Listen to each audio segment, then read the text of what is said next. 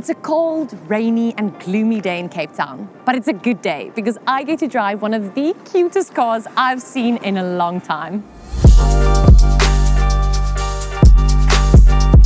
So, most people buy a Fiat 500 for the looks, but there's a twist. This little city car claims just over 4 liters per 100 kilometers.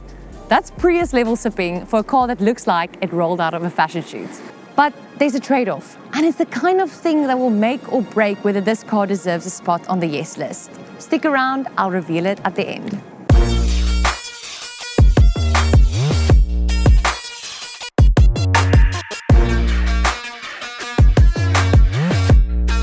Let's start with what makes the 500 special. Now, the Fiat 500 isn't just the car, it's a style icon. First launched in the 1950s, it soon became the face of cheap and cheerful Italian motoring.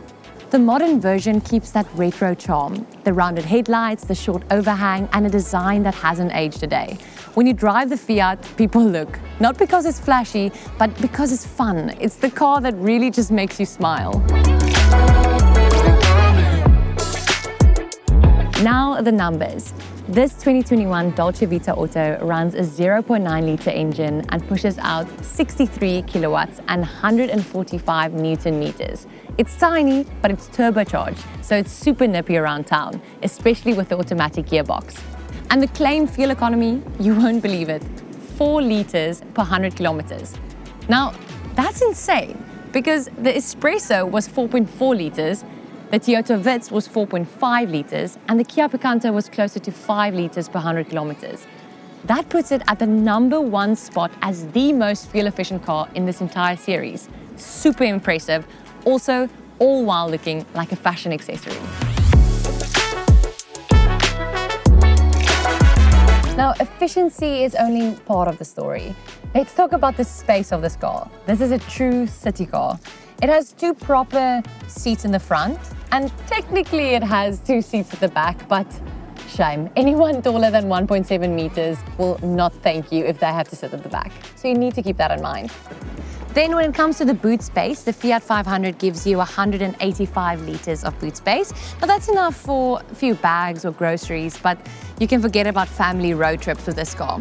Compare that to the rivals. The Toyota Vitz has more space, and then the Kia Picanto balances style and practicality.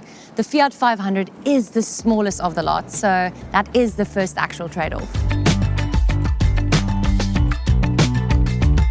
Let's talk driving feel. This car is made for the city. It is light, easy to park, and it darts through traffic.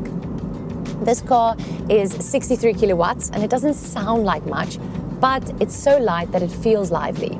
That said, the short wheelbase and narrow body makes it feel less stable than other hatches at 120. Overtaking trucks requires patience, and remember, your fuel crosswinds more than you feel it on the Toyota Vitz and the Kia Picanto.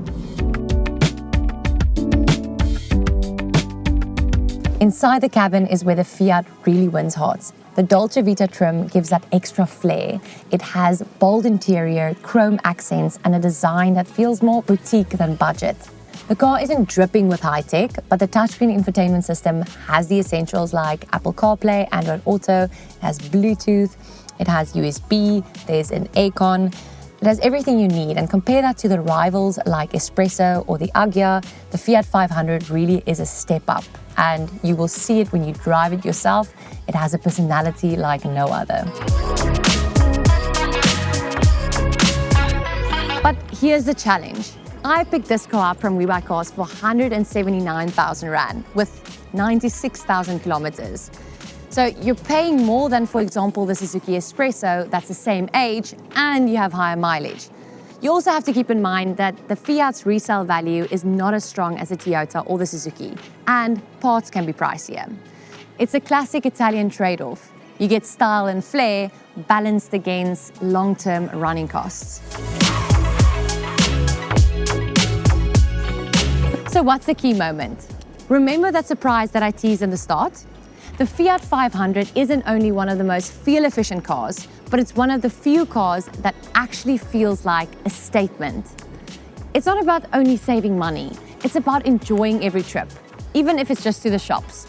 You feel like you're making a statement. And that's something that the espresso and the Vitz can't replicate. So what's the final verdict? If you're looking for maximum practicality, then you'll be happier with the Toyota Vitz. If you just want cheap, no-frills motoring, then the Suzuki Espresso is still king. But if you're looking for something that's efficient, stylish, and makes you feel good behind the wheel, then the Fiat 500 900T DolceVita Auto is a yes. So that's it. That wraps up our Yes List Fuel Efficient series. And we have a winner. Our Fiat 500 900T DolceVita Auto is our most fuel-efficient car as part of our series, and I'm super impressed with the 4 liters per 100 kilometers. So if you're looking for a car that's stylish and saves you money at the pump, this is the car. And if you are interested in seeing what car we do next, stay tuned, because next week I'm back with another Yes List video. See you next week. Don't forget to like, subscribe. Bye-bye.